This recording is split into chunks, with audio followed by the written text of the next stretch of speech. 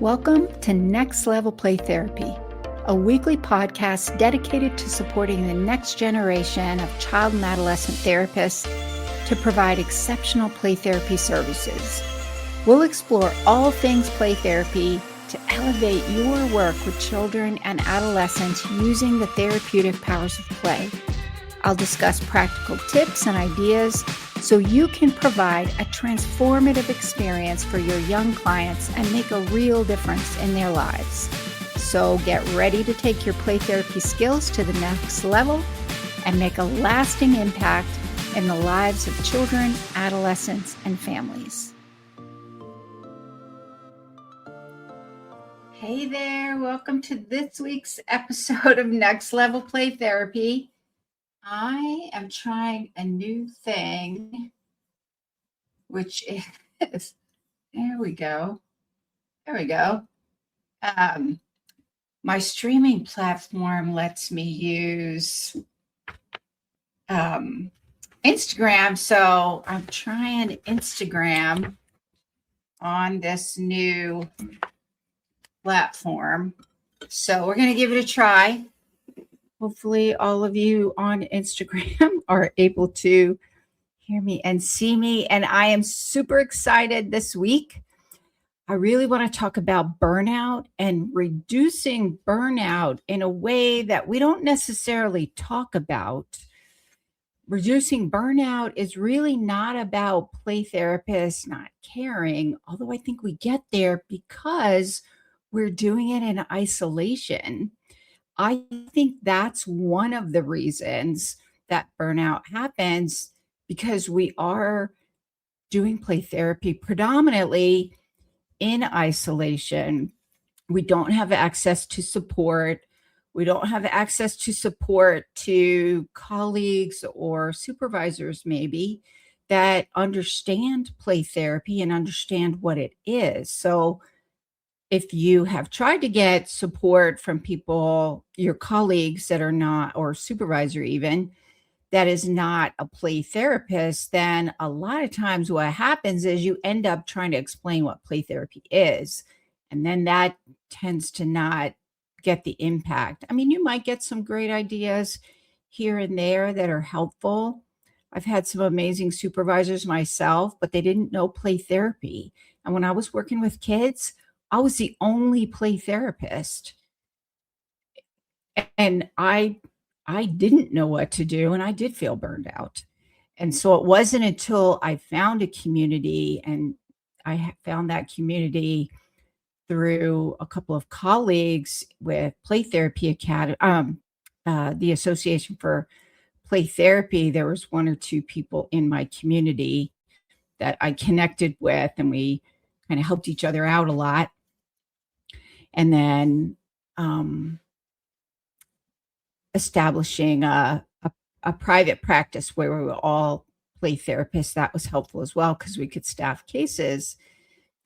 But I think as a community overall in the play therapy or child and adolescent community, we are predominantly practicing play therapy or doing play therapy alone. And I know this because I talk to a lot of people who are doing it alone. And that is something I hear all of the time.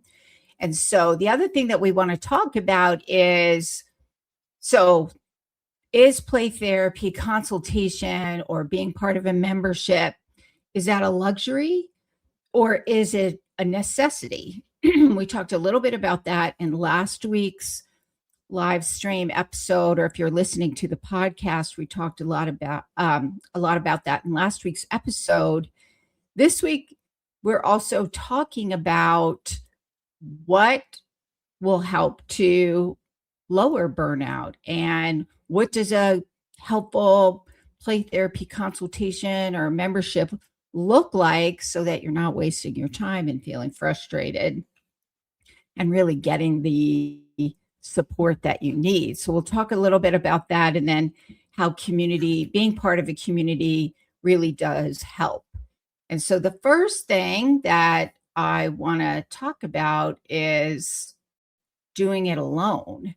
And play therapy, if you're in the mental health field, we're in a relational field. We do that therapeutic use of self, building strong therapeutic rapport is important. So it's relational, and building that therapeutic rapport through that therapeutic use of self means that we're engaging our neurobiology with our clients' neurobiology. And then that can be draining day after day, session after session after session, showing up. And then when we're doing it in isolation, we're carrying that alone. And so when we're doing it in isolation, what I find happens is that we overthink play therapy sessions, or we're constantly second guessing our clinical decisions because we're not sure if what we did in the session helped, or we're not sure how to tell if our clients are even making progress, or how to even know what to do and when to do it.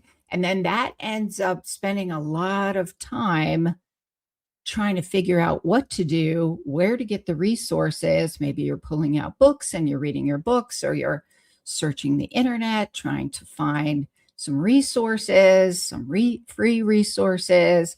Maybe you're going through Amazon and you're filling up your Amazon cart.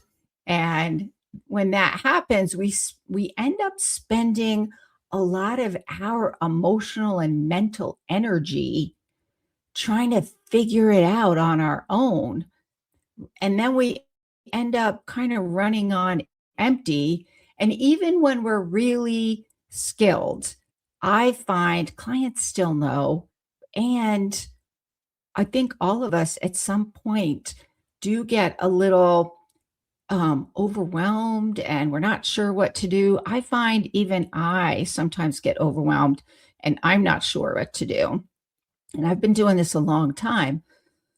So I think that's part of what ends up happening with burnout. And I see this a lot in Play Therapy Academy, and I see this now with Play Therapy Elevation Circle, which is my new membership for play therapist. I find that when you're doing it alone, then you do end up getting a little burned out. And then when we have our mastermind meetings and we're consulting and sharing ideas, then people end up leaving feeling supported, rejuvenated, and less burned out. Even those tough cases where you just need to bring it somewhere and have others who get it say, yeah, I had that happen, or yeah, I totally understand.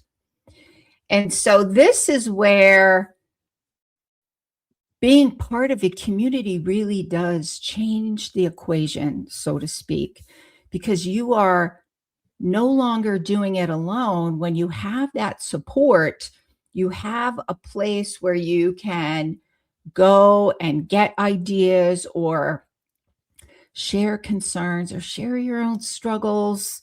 Then you end up getting others who are going to help you see patterns.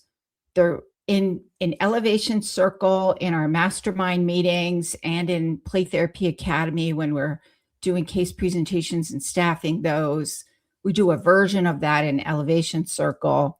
When we're doing that, we are really honing our case conceptualization skills, honing in on figuring out what's really at the root of the problem, what patterns are sustaining it. And we use that information to figure out what to do. And so because you have other people trying to help you figure it out, and you're not figuring it out all by yourself, it reduces that kind of mental fatigue or cognitive overload. And then because we all share the same language, we all are play therapists, we all get play therapy. Maybe we're in varying stages of expertise. Maybe we Maybe you're newer, maybe you've been doing it for a while. In Elevation Circle, we have people like myself who are registered play therapy supervisors. We have people who are just new to the play therapy process. We have people kind of anywhere in between that. And so we end up not having to explain what play therapy is first, so you can get the support that you're actually looking for. You don't have to explain it. We get it. We may be in varying stages of getting it, and we still get it. And here's the thing. I see this in Play Therapy Academy. I see this in Elevation Circle as well. Even people who are newer to the play therapy process, what I find is you know more than you think you know. Like you have some deep down level insight, and usually what you're trying to do is figure out and what to do with that and how to make sense of it and how to apply that with the theoretical model.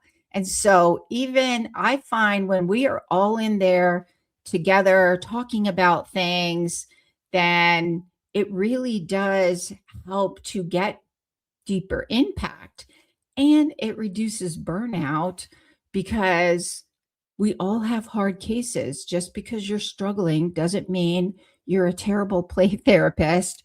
It doesn't mean maybe you weren't cut out to do this job, because I hear that a lot as well when I'm talking to people. And I find this happens every single time in every single meeting that we have where we're staffing cases. That shared connection, that shared understanding in a no judgment zone where no ideas are bad ideas, unless they're unethical, of course. And we all struggle. It's not like you're the only one struggling, but you only know that when you feel safe enough to bring that to the community and share your struggles. And then what you find out is you're not the only one. We've all had those struggles, and maybe somebody else is having the exact same struggle. That felt sense of being seen, heard, and understood helps us. Like it's not just what we do for our clients. We're relational beings, right? We're human beings. So that helps us as well. That gives us the support that we need to help our clients. It's that same analogy we tell parents all the time. You have to fill up your own well so that you can pour out to your kids. As play therapists, we have to make sure we're filling up our well, because we're filling up our well because we are pouring out to our families. We want to make sure we have enough for our families and for our clients.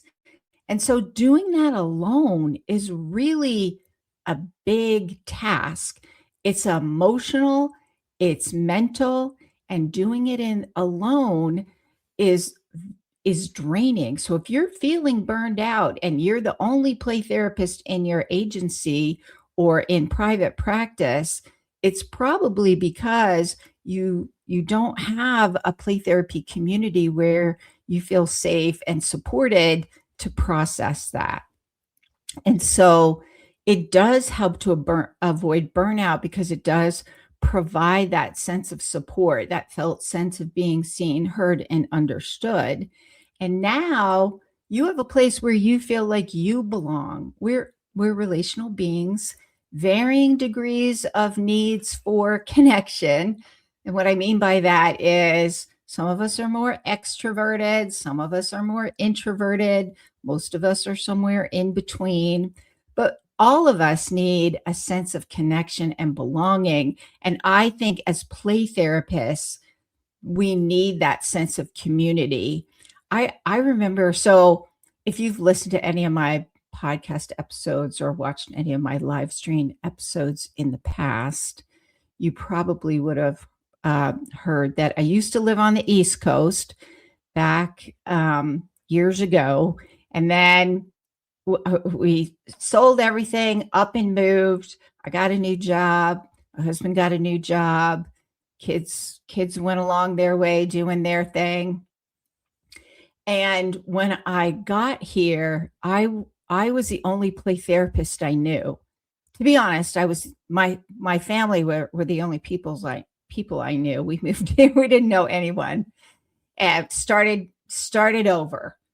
And I remember being the only play therapist around and feeling like a fish out of water until I went to a play therapy conference that was in the state where I was at the time.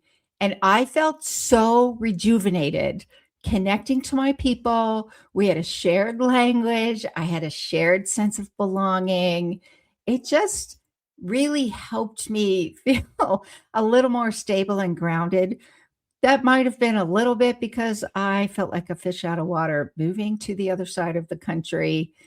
Um, and I think that play therapy piece where I felt seen, heard, and understood made a huge difference as well. And so that ongoing community brings that sense of the ability to not have to do it alone, so I can integrate maybe some of the trainings that I've taken, figure out how to apply those with different clients at different situations, getting more clarity about what I needed to do or what you need to do, and then also more confidence in yourself and your skills.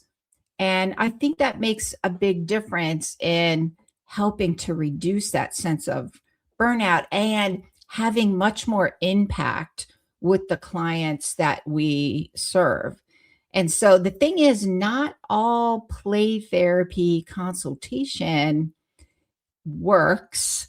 And we've even seen this, I think, last episode, or maybe the one before it, I talked about two research articles that talked about effective consultation and how consultation helps with like you go to the trainings, you get the information, and then consultation helps you integrate that with different client presenting issues, different situations.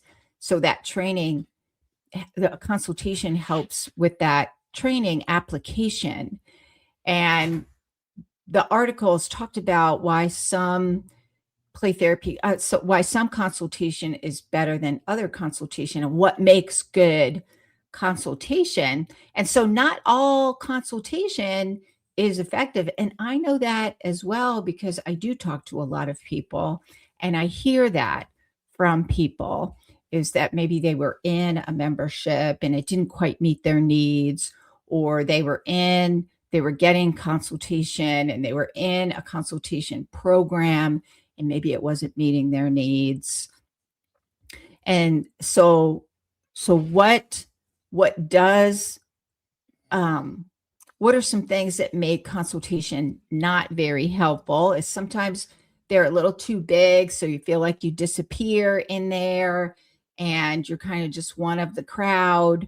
Or maybe I've heard this a lot as well, is they're too unstructured and they feel like they're not really accomplishing anything in the time that they spend together in that consultation meeting. And so it doesn't feel like they're getting what they're needing and optimizing their time in that consultation meeting. Or maybe it feels like it's too performative, like they have to perform a certain way, or you have to do it all this way and you can't do it any other way, or this way is the best way and that way is not the best way. That can feel like, one, I hear this a lot too from people that I talk to, can feel like they're being judged, or it makes them feel a little anxious about, oh my gosh, am I doing it wrong? If I do it a different way, makes me feel a little guilty. That doesn't feel good. Um, so there are things that I think people experience that maybe turn them off to being part of a community, or maybe give them a bad experience, or maybe these are things they worry about. Like, I know this week I have opened up enrollment to Play Therapy Elevation Circle. That's my online membership for play therapists, and we do consultation in there. We'll do a book club in there. I'll talk a little bit more about that. And some of the questions that have come up are we going to do case conceptualization? And because I really want to use that time wisely to get the most impact, and I really want to make sure I'm honing my skills a little bit more. So I want to get support to hone my skills. I want to make sure that there's a structure in place, but also, like, when are we meeting? How often are we meeting? What do meetings look like? And so these are all legitimate questions, I think, to make sure that you are getting the support that you need. And the other thing that makes an effective community or effective consultation for members is, I think, that felt sense of being seen, heard, and understood. A place where we can get support for our nervous system, where we can fill up our buckets, where we feel safe to have differing opinions, let's go with clinical opinions, and maybe think about things a different way and feel safe to do that, safe and supported. I'm not a firm believer that there's only one way to do anything. I think the fact that play therapy has 5 evidence-based play therapy model shows that the research shows that there are different models that are effective, and one model isn't the end all be all. That being said, I think if you're using a play therapy model, you need to use it to fidelity, or if you're integrating, blending models together, then you are making sure that how you're applying and using those theoretical models that you've integrated, you need to use those effectively. So it's that balance between the two. And the community needs to be a place where you feel like you can be authentic. You can show up and say, I had this really bad day, or I've really started to dread this with what's going on with a particular client. And then we can look at what's going on with that to help create a shift. You don't have to do it alone, but you're not going to do that if you don't feel safe. You're not going to do that if you're going to feel judged. So it needs to be a place where you can talk about clinical application, that you can hone your skills. So it's not just ideas. We're taking what's discussed and making sure there's some practical application to it. Because in my opinion, if we just show up and shoot the poop, then I have other places I can go to get that done. But if I'm showing up because I want support and I need some ideas, then I want to get in there, and I want people to come around me, and let's all put our boots on and put our work gloves on and get it done clinically. So, and when we have that as a play therapy community, then we have others who understand play therapy. And maybe somebody in the community, maybe you really want to learn, you've taken like Adlerian play therapy, maybe done some Adlerian consultation because you really want to learn how to apply that model with fidelity, but you just need ongoing support. And maybe there's another person in the consultation program or the consultation group community that is also wanting to use Adlerian play therapy. Then you have another person with your specific play therapy model language, or maybe somebody with child-centered play therapy wants to learn that to fidelity, and you're just struggling a little bit with that. And there's another person in there that speaks your same play therapy language, or maybe it's an integrated approach. But it needs to be a place where you can have clinical discussions, share varying clinical opinions, be supportive, non-judgmental, and share some of your struggles so that you can get ideas, and you have others helping to fill your bucket up, so you have the ability to pour out to your family, to your loved ones, and to your clients.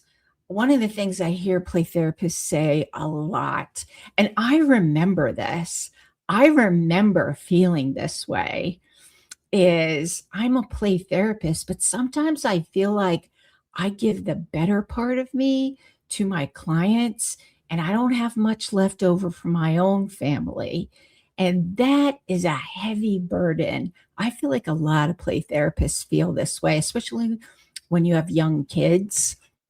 And so having a place where you can get your bucket filled up so you have the ability to pour out to the people that you love most in your life, and to be there, to be the kind of play therapist that has deep impact for your clients.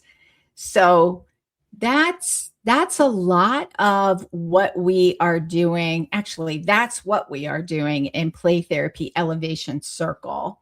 So in Play Therapy Elevation Circle, it's a place for play therapists to come where you do not feel like you have to do it alone, where you can come, where people speak your shared play therapy language, and there's no judgment, and you can get support, share ideas, share struggles to get some solutions to get back on track.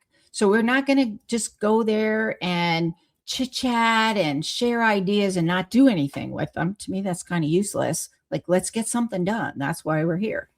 And so that's what we do.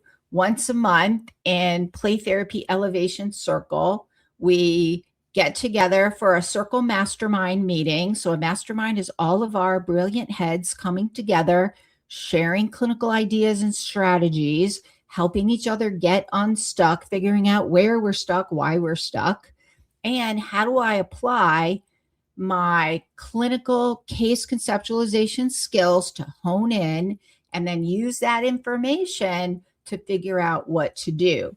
And I don't care if you're brand new to play therapy, kind of doing it for a little while, or you're experienced and been doing it for a while. We all need that help. We all need that support. And we also, one of the things that I also love about Play Therapy Elevation Circle is our monthly book club. I love that we have a monthly book club. So for a monthly book club, because I don't know if you're like me, but like I have a gazillion books. You can see a lot of my books behind me. Trust me, I have like 3 other shelves and books piled everywhere, books that I want to read. And then I read them. I might get some ideas while I'm reading that, but then sometimes I'm really not sure what to do with the information. And so I thought for book club, we're reading a specific book. Right now we're reading Being a Brainwise Therapist by Bonnie Badnock. It was published in 2008, and the information is still gold. It is so good. And so even though it's kind of geared towards adults, what I liked about her book, as opposed to, I liked the book that Daniel Siegel wrote as well called Mindsight. What I liked about the one Bonnie Badnock wrote is there's a whole chapter in there on using an interpersonal neurobiology lens with sand play, with art. And then there's a chapter in there, how do you use it with children and adolescents and families? And so it gave some practical application for how to use this theory model or theoretical lens with children and adolescents and families. And so we we read the information, but again, we're not just sharing ideas. We want practical application. So how do we take this information and apply it? So in Elevation Circle, we have monthly consultation, mastermind meetings. We have a monthly book club meeting. We have a group chat feature where we share ideas, where we get support, where we kind of things that maybe we've talked about in our mastermind meeting. We'll share those resources in the group chat. There are some free guides and videos and resources in there. We're adding all of the time. One of the questions that somebody asked this week during open enrollment for our Elevation Circle is like, are the mastermind meetings, do they have a specific topic each month, or is there a specific structure to the mastermind meetings? And there is a structure. Like what I do is I think we need to kind of do our case presentation so we can get started with our case conceptualization. And then I think that maximizes our time. We do that in Play Therapy Academy. I find that it really helps us to focus and get structured. So I applied that same structure for our mastermind meetings. So in the mastermind meetings, sometimes we'll do a specific topic. Sometimes it might be, if somebody has a pressing need, or maybe they're not sure if they need help or not. And then we just staff it and they realize, yeah, I did need help. Like this month in Elevation Circle, one of our members is also a registered play therapy supervisor, and she's pursuing her doctorate. And her focus for she's doing a, what do they call those? Capstone. And she is focusing on family play therapy, which I think is awesome because attachment focused family play therapy is the model that I use when I'm working with families using play therapy. And so she's been doing all of this research and literature review. And so she's going to talk about that at our next meeting. So that's the other thing. You don't have to know everything.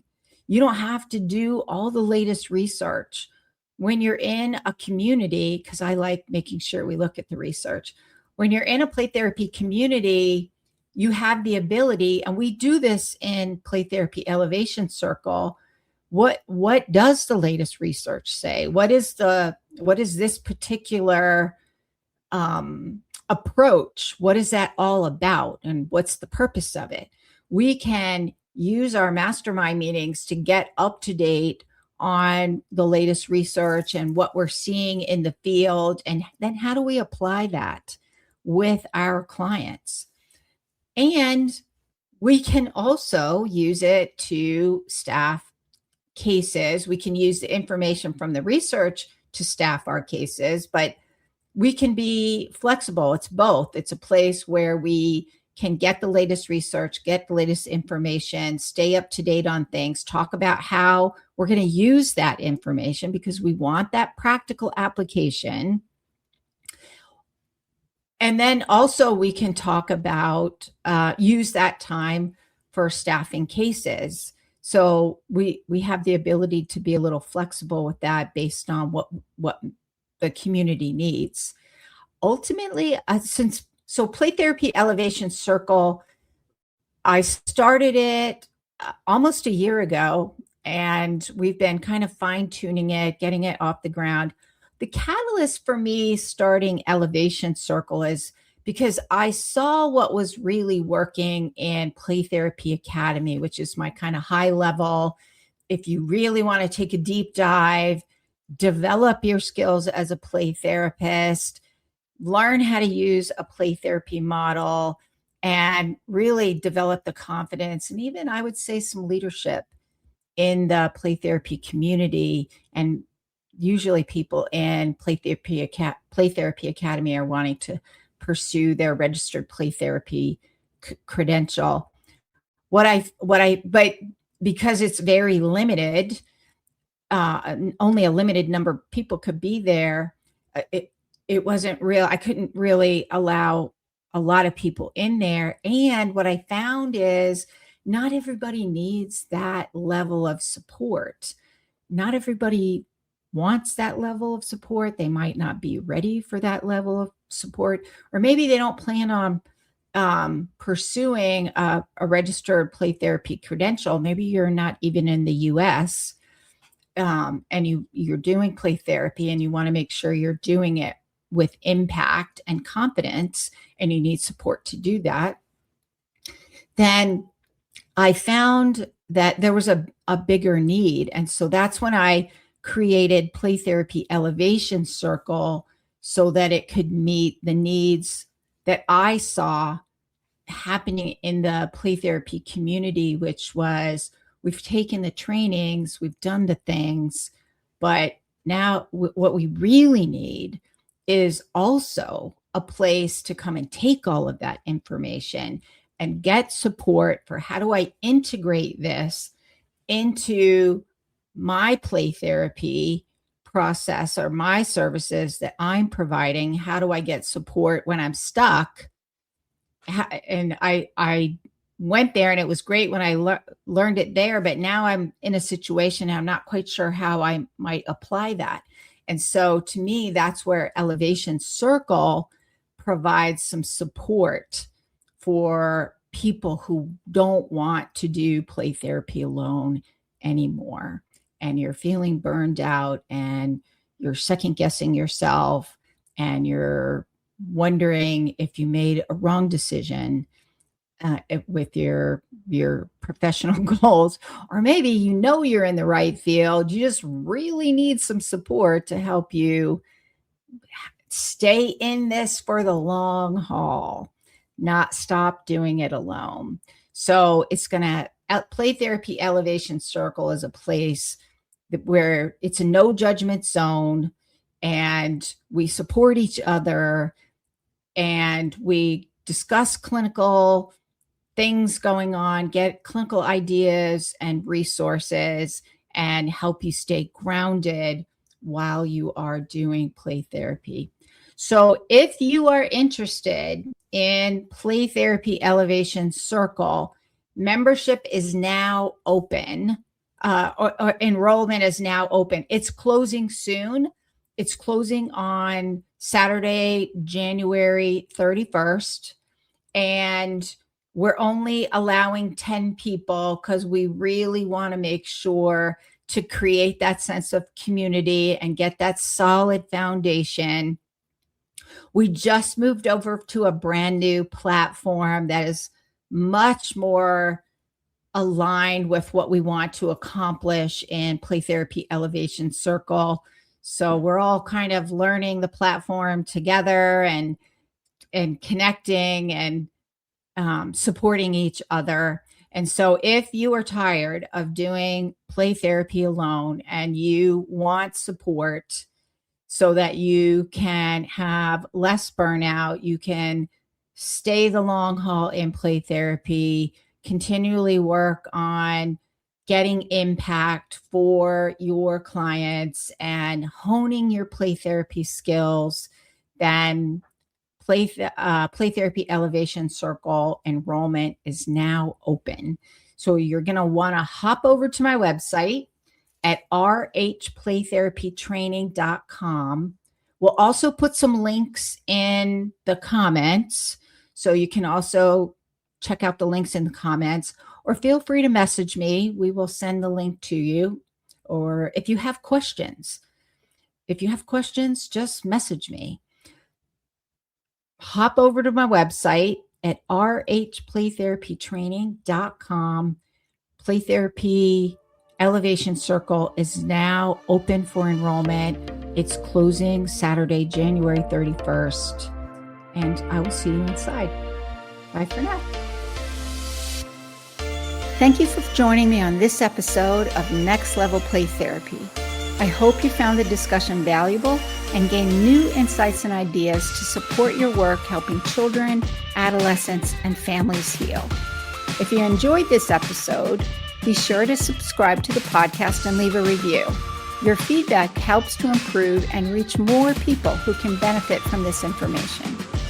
Remember, play therapy is a powerful tool for healing and growth. Whether you're a new play therapist or experienced, I encourage you to continue your learning journey to unlock the potential of play in your own work and relationships. If you have any questions or topic suggestions for future episodes, I'd love to hear from you. Connect with me on social media and visit my website at Renewing Hearts Play Therapy Training to stay updated on upcoming episodes, trainings, and resources. Thank you once again for listening to Next Level Play Therapy. Until next time, keep playing, learning, and growing.